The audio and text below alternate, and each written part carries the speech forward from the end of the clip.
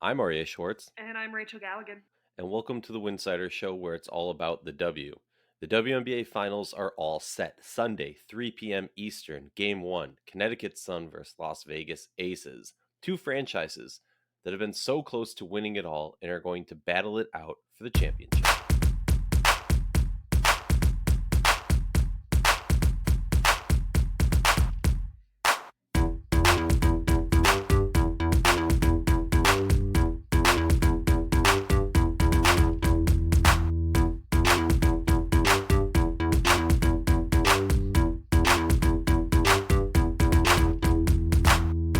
If you like our show, please consider joining our Patreon community, patreon.com/Winsidr. That's patreon.com/Winsidr. For less than a cup of coffee a month, you can directly show support for the hard work we do covering the W.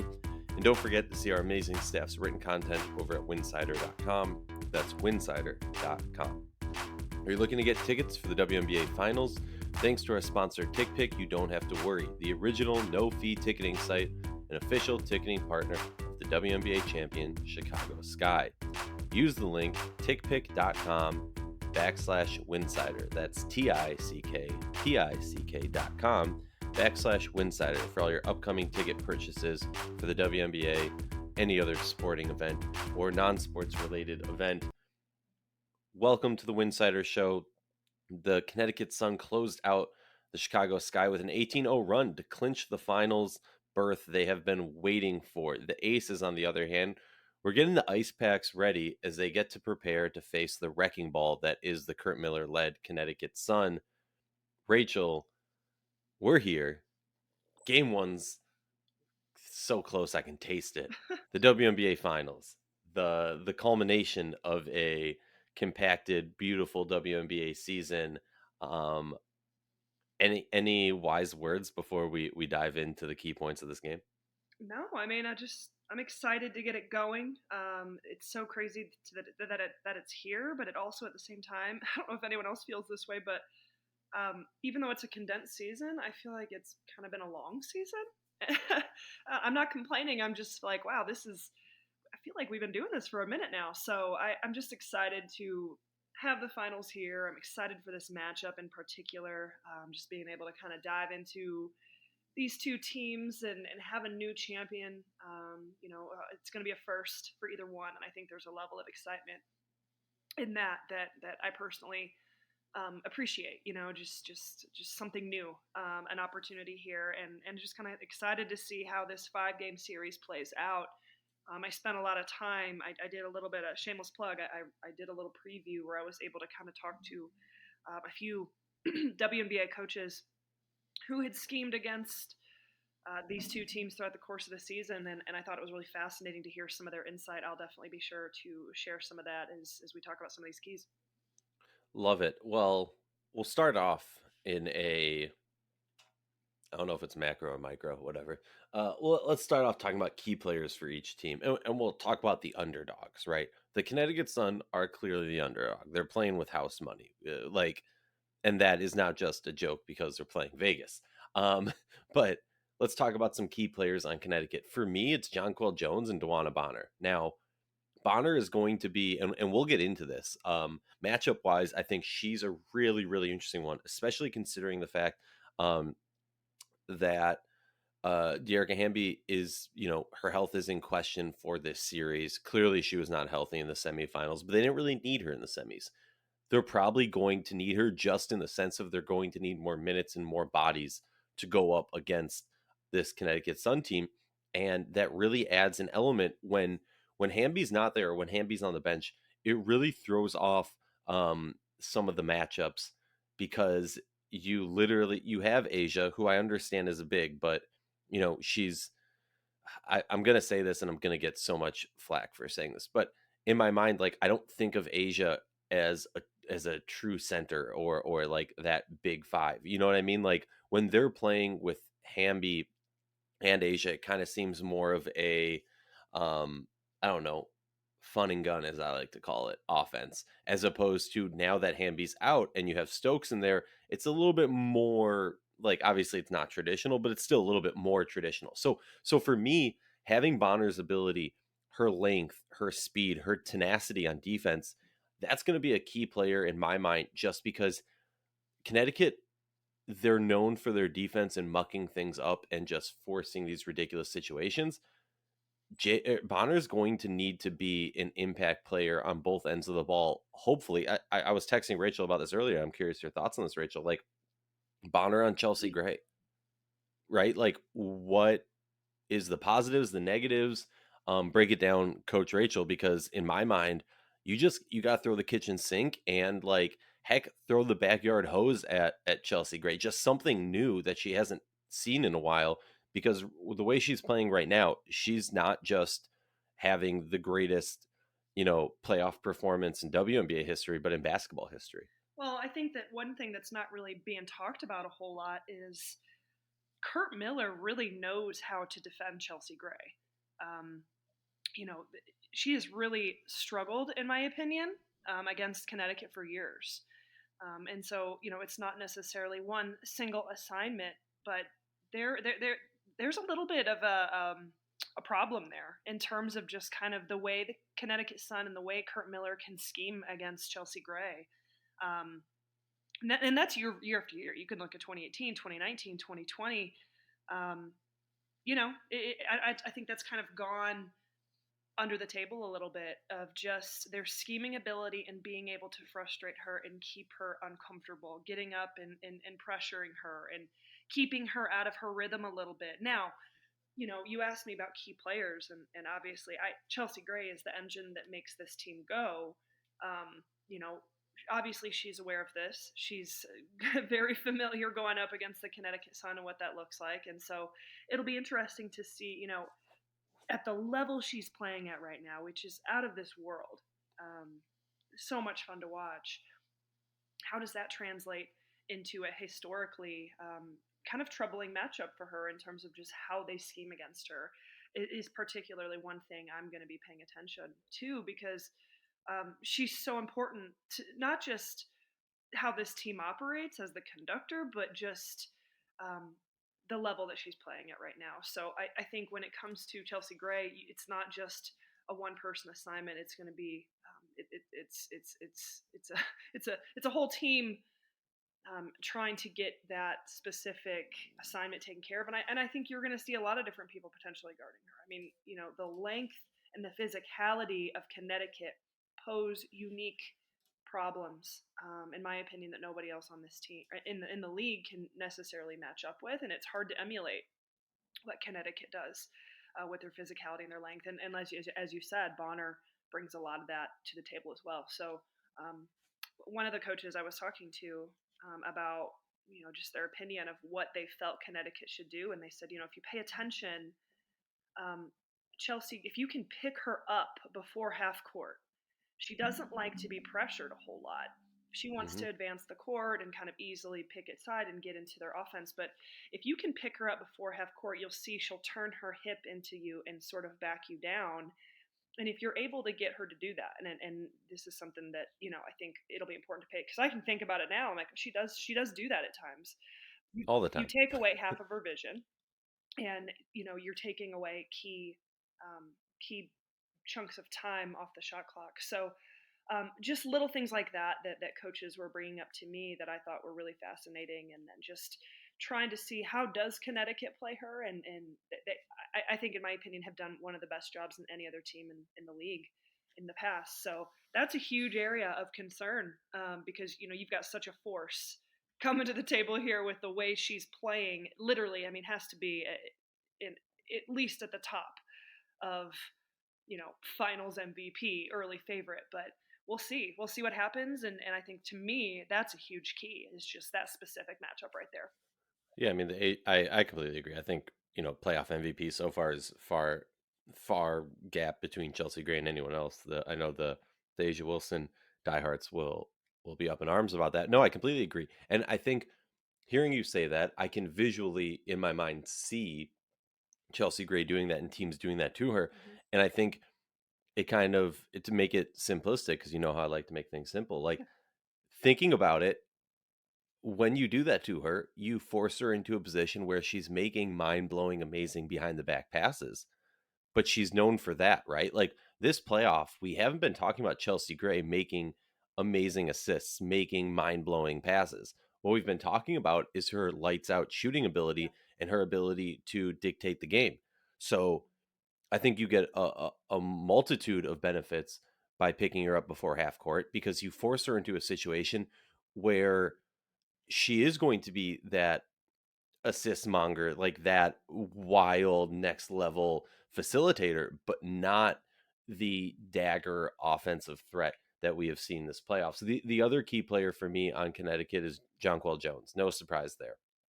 JJ needs to be an MVP battling against Asia Wilson, the two-time MVP. If they don't want to be swept in this, and maybe I'm jumping from square one to square 30 right now, but like if they don't want to be swept in this, and we saw this um from Seattle, right? Like if you have a top of the mountain MVP caliber player who's playing that, i.e., Brandon Stewart versus Asia Wilson. I know it's slightly different. Those are the two best players in the world right now. JJ is arguably the third best when she's playing her best. Um, I think it really, really, really comes down to if JJ can elevate her game, and I've talked about this all season. I've not seen MVP caliber JJ throughout a whole game at any point this season. But can she do that for 3 games against the Aces is going to be so important because if you can, we're going to talk about the physicality of what this matchup's going to be. But if you can, kind of cancel out Asia Wilson with Jonquil Jones, that puts you in a position that you want to be in as the Connecticut Sun because you're going to be able to take advantage of the not healthy Hamby and the Kia Stokes, right? Mhm. And you're going to be able to take advantage of the depth, no bench. But other than that, like you start to struggle and think about where these matchups go. Who covers Chelsea Gray? Who's Chelsea Gray covering? Who covers Kelsey Plum? Who's Kelsey Plum covering? And so on with Jackie Young. And the reason I say that is because like Kelsey Plum is not an elite defender, but at the end of the day, you look at the guard play from Connecticut, and they're not the ones who are putting up ridiculous points. In an ideal world, you're talking about a Connecticut Sun team that is going to hope that Natisha Heidemann can go off if Kelsey Plum's covering her. They're going to hope for some play of like that. What do you think about the JJ as a key player for the Sun, or would you pick somebody else? I think it's hard for me. No, I mean, it's going to take a complete effort from everybody, and we're not talking about two teams that have deep benches, so you know everybody's going to have to be good, and that includes Jonquil Jones. I agree. She's had a good season, averaging around 14 and a half in the playoffs, but she's got to give you at least that every single night. I'm not saying she's got to go off and have 25.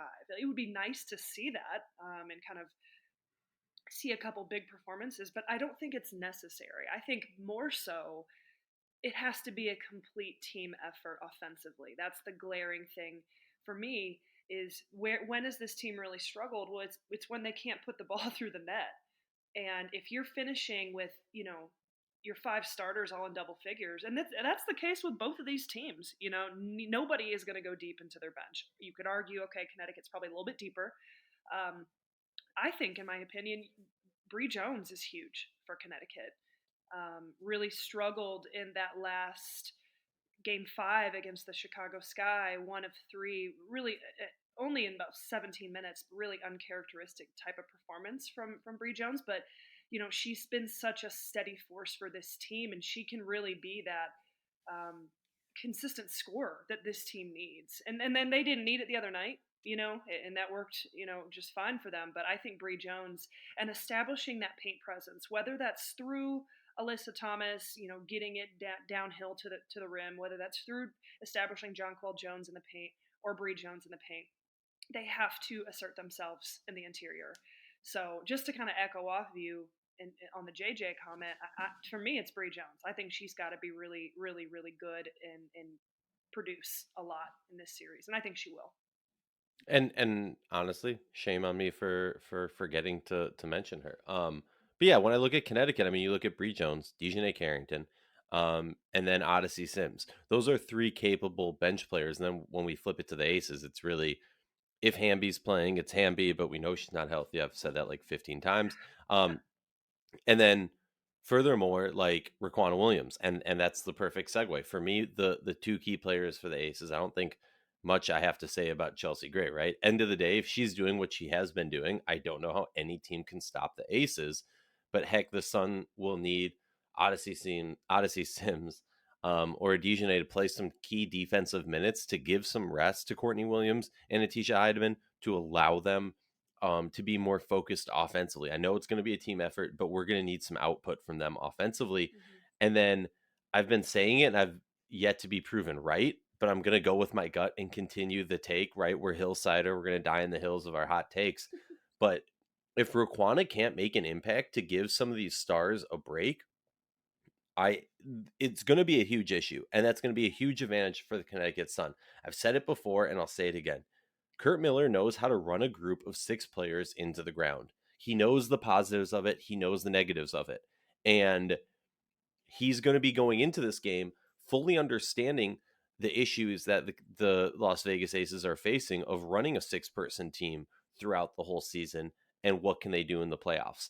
An interesting tidbit is when you look at these teams during the regular season, just ranking them um in and Rachel's gonna be like, wow, Aryeh has stats. What is going on here? If you rank these teams in the league during the regular season, only in one of the key statistical areas did any of these teams get ninth or worse. Right now, the two key stats for me is opponents' points, right? Because Vegas has struggled handedly on defense. Didn't see that in Seattle, right? We saw an elite defensive team from Vegas. Um, but the other one is on the flip side for Connecticut, turnovers, Mhm. right? Now, Vegas's inability to play elite defense throughout the season is what concerns me on Vegas's side, and the turnovers on Connecticut, because Vegas's high octane offense, when you give them a chance to get the ball moving out in transition, when you give them extra opportunities, we're not going to be sitting here talking about a game 2, game 3, game 4 where Connecticut has 23 turnovers and they still pull off a victory and go on an 18-0 run. Like, that was a fluke. You need to understand that you're not going to be able to do that against the Las Vegas Aces. Um, so for me, those are some key stats that I think people should be paying attention to when we enjoy this game on 3 p.m. Eastern Sunday. Come hang out with the Winsidr team on Playback, a fun new way to watch WNBA games with your friends, and heck, make new friends.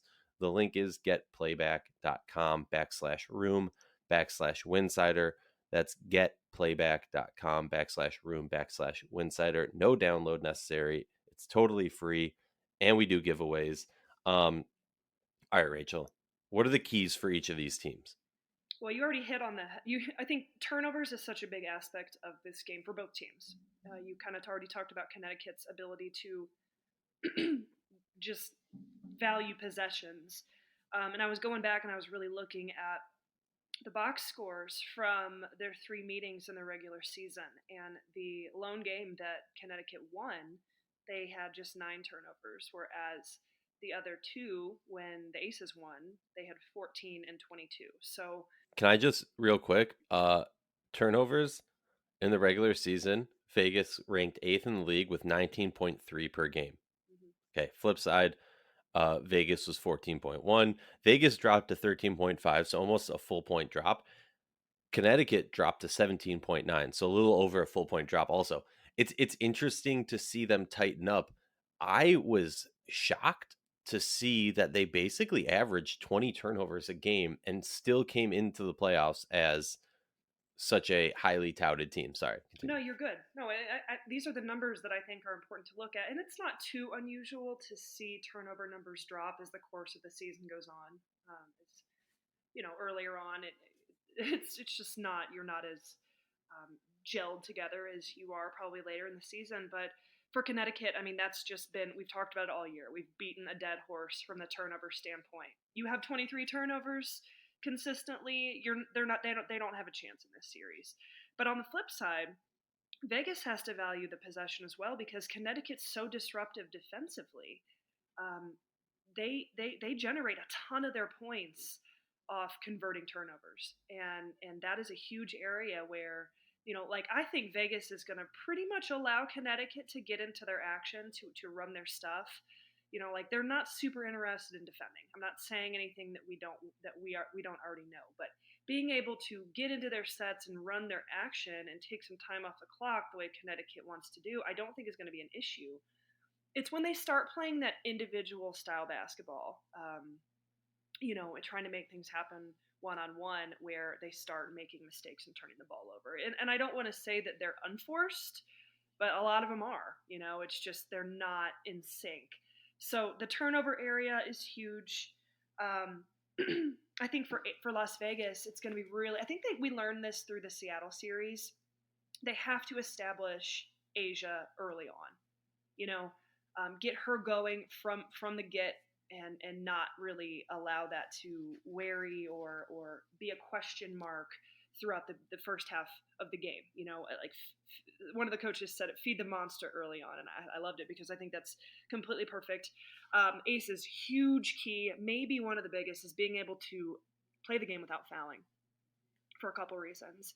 One, the more they're fouling, the more that's going to slow the game down. The more they're fouling, the more free throws that Connecticut is getting. And I think that's a huge key for Connecticut, being able to make more free throws than Las Vegas attempts. And Hmm. so if Las Vegas is committing a bunch of fouls, not only is that working in the favor of Connecticut from a pace standpoint, it's easy points, and it's also forcing them to get into their bench, which they don't want to do. Well, also I would say forcing their key players, like what Rachel's gonna have to translate this for me, as she often does. No, but I mean, I keep thinking of that Ezzy play. Now I don't know how many fouls Ezzy had when she kept her hands down, but that same mentality of like having to think before you act. When you put players in foul trouble, they have to start thinking. And from my understanding, from listening to you, Rachel, and listening to Elite Basketball Minds that we've had the honor and pleasure of welcoming onto the show, um, the great players aren't sitting there as they pull up from three thinking. It's they've trained themselves so that it's a natural, you know, wheel that's just rolling. It's not like the wheel stops and goes, "How am I going to get over this bump?" You just keep rolling, and that's what the greats do. Mm-hmm. Translate that. Mm-hmm. You want me to translate that? If it didn't make sense, if it made sense, then cool, we can move on. It made sense. I thought it was great. All right, cool. um, so yeah, I mean, we know the Aces, are going to be themselves. We're going to have some heroic performances. So establishing Asia Wilson, I think, Plum is going to have some big nights. She can get a little bit antsy at times when she hasn't gotten a shot in a period of time, and that was one interesting aspect that a coach in the league pointed out to me that I thought was fascinating. But I would say they're going to be themselves. They're going to try to outscore you. They're going to make it fun. They're going to have energy. They're going to be themselves, and all the pressure's on them, in my opinion. And I think the final key for Las Vegas is being able to rebound the basketball. They're not a great rebounding team, um, and for a couple reasons, but just the sheer style that they play in terms of the spacing. When shots go up, like there's no one there to even secure them. So, and we know on the flip side, Connecticut is one of the best rebounding team in the league, especially when it comes down to second chance points. So the rebounding numbers, and when I looked at the matchups from this previous season, I expected to see Connecticut dominating in that area, and it was shocking to me that it really didn't. There was actually a game, I think, Aces out rebounded Connecticut, and then a couple others, might have been Connecticut won that battle by 7 or 8, and then it was really close. So that's a really, really big area of concern. I think when it comes to Connecticut, we talked about the turnovers. Um, Rebounding numbers for Connecticut, again, like 30, what's the exact number?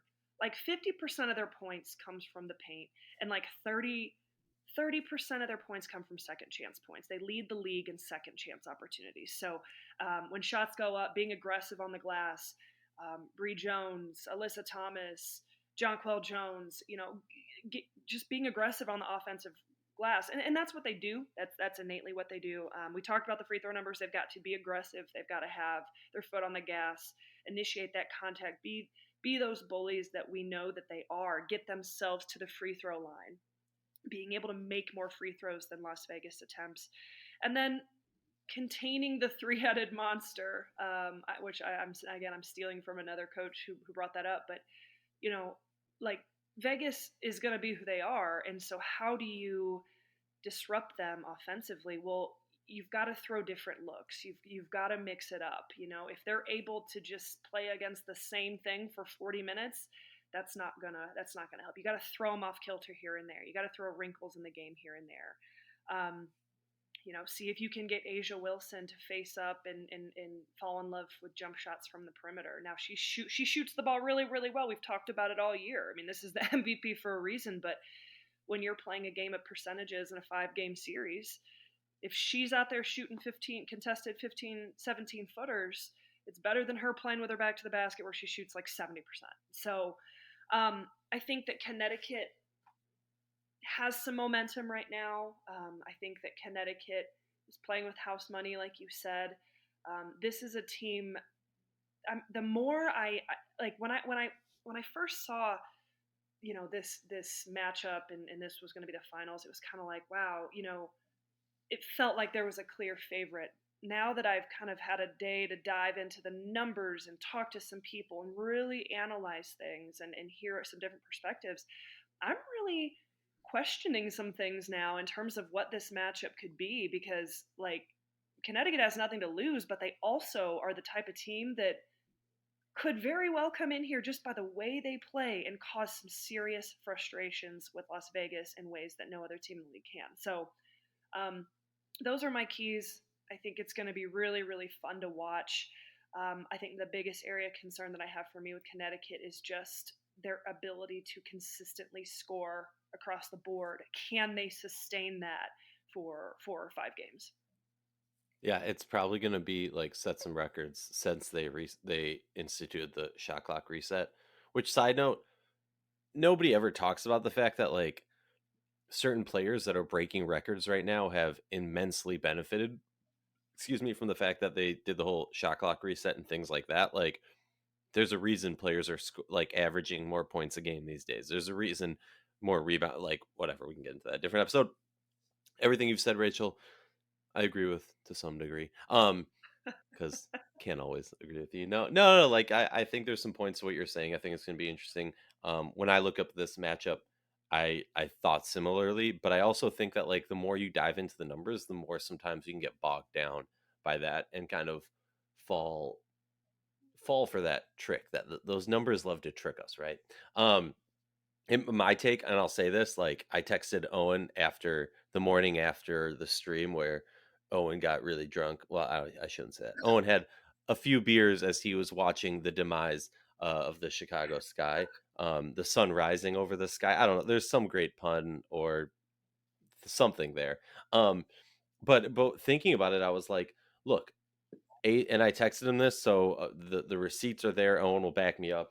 He won't be with us on our first stream, but he can join us for game 2. Game 3, he'll probably be at the game, so he can't join us for that. But what I'm trying to say is, when I look at this matchup, I look at it and I go, the Aces come out firing in game 1, and Connecticut plays a little lackadaisical.